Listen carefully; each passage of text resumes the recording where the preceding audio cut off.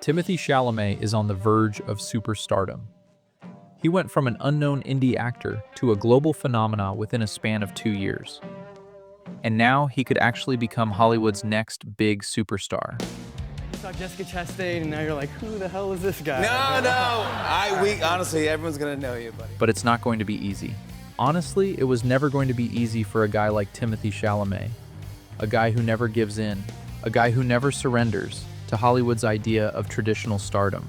He broke every single rule of a successful career. That's why Timothée Chalamet comes into the picture. He's perfect. Completely invisible in his early years. People in your category, right? Gary Oldman, Got rejected for Spider-Man. Denzel Washington, Only indie films under his name. Daniel Day-Lewis, Timothée Chalamet was never supposed to become a star. and Tom Hanks, and you. So how the hell did he reach here? Well, after losing the role of Spider-Man to Tom Holland, he decided to go all in with indie films. And in 2017, he starred in Call Me By Your Name by Luca Guadagnino, a role that definitely took an extreme courage to take on. It was a coming-of-age drama with its primary focus being on exploring sexuality in teenagers. For an emerging actor like Chalamet, it was an out-of-the-box choice, a very controversial subject for a film at that time. Clearly not a superstar project from Hollywood's point of view, a massive risk on Timothy's part, but that was just the beginning. Call Me By Your Name was his breakout film. It got Timothée his first Oscar nomination at the age of 22, the youngest in nearly 80 years. His performance as Elio is still one of the best in his entire career. The way he captured the innocence and naivety of a teenager, along with their lustful and curious nature, was exceptional. This film was a clear sign that Chalamet was not here to satisfy the masses. He was not afraid to take on roles that are not exactly box office friendly. But if you ask me what was Timothée Chalamet's best performance in his early career, I'd have to say Beautiful Boy.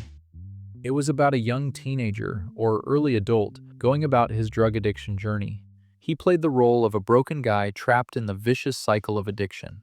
He portrayed the helplessness and guilt of an addict too well for a young actor, even overshadowing Steve Carell in some parts of the film. This role fully established his massive potential to the world. It was again a slow burn drama dealing with a very serious topic and nowhere near a box office material. Timothy's film choices were clear.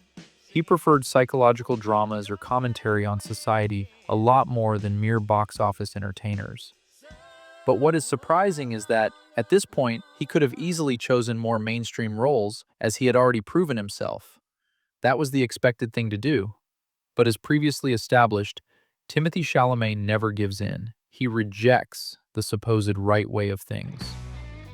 In 2019, he starred in Greta Gerwig's Little Women, a film centered on female leads with Timothée working as a support, but he still manages to shine in the role that he was given.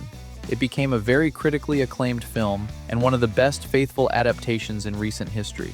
Timothy's first box office success and the first time he was starring in a mainstream film. This was his first wave of fame. But now a problem started to appear. He was being typecast as the same broken, sad, romantic characters in almost all his films. Coming-of-age dramas became his permanent genre. All his back-to-back bold choices of indie films had got him trapped in the same kind of roles. These roles do not make you a superstar. So, if he was not built for a superstar career, why did Hollywood hand him one of the biggest franchises on earth? Well, Timothée Chalamet didn't surrender, not to Hollywood, neither to his own stereotype. A king has no friends. A king has only followers and foe. His next film was The King, a medieval drama loosely based on the life of England's king, Henry V. All men are born to die, we know it. We carry it with us always. And here, for the first time, he plays the brooding warrior king with a calm and composed nature.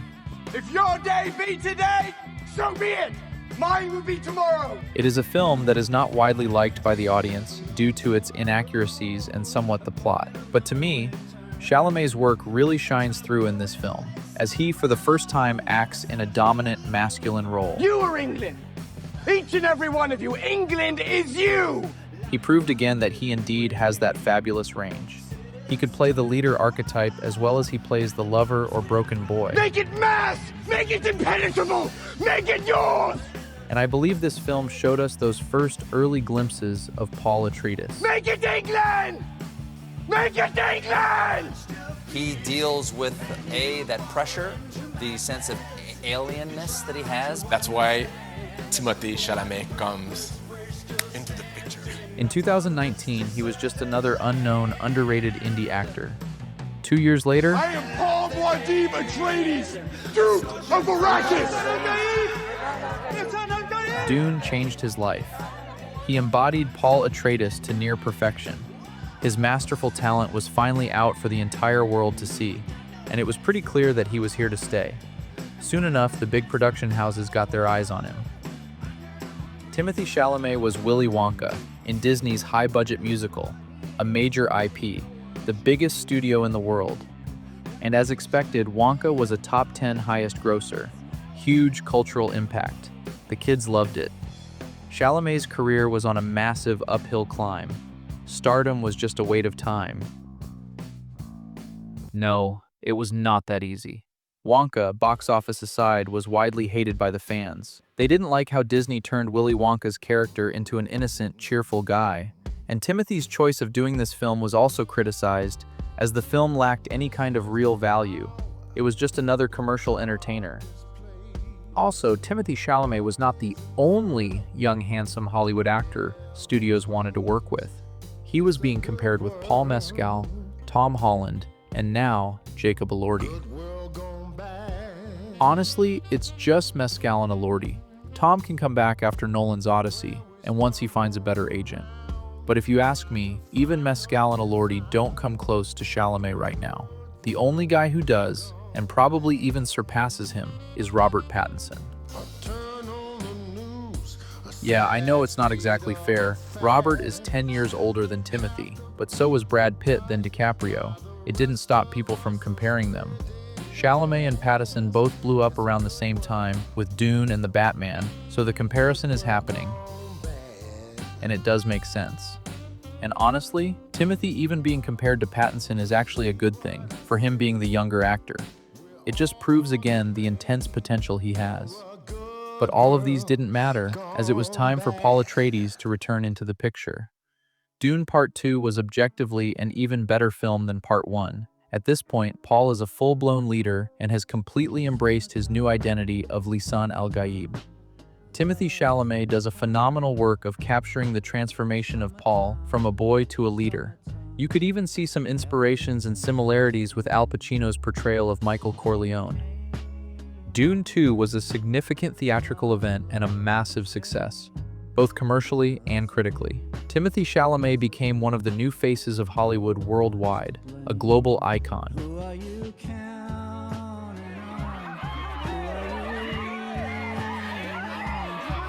He had everything that you need to be considered a star. He was on top of the world, and actually on the verge of superstardom. But a question still remained. Did Timothée Chalamet finally surrender? Did he give in to Hollywood's idea and image of a superstar? Nope. Timothée Chalamet never surrenders. He came back with a complete unknown. Are you God, Bob? How many times do I have to say this? Yes. Another indie film with a low budget, focused on the life of Bob Dylan. It got him his second Oscar nomination, and his first major award. But the truth is, I'm really in pursuit of greatness.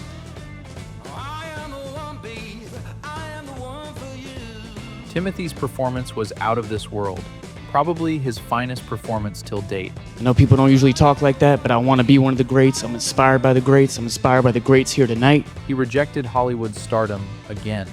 He proved that you can make both large-scale epics as well as grounded, more personal stories at the same time and dominate in both genres. I'm as inspired by Daniel Day-Lewis, Marlon Brando, and Viola Davis as I am by Michael Jordan and Michael Phelps, and I want to be up there. And he just might become Hollywood's next big superstar. The critics' choice is Timothée Chalamet.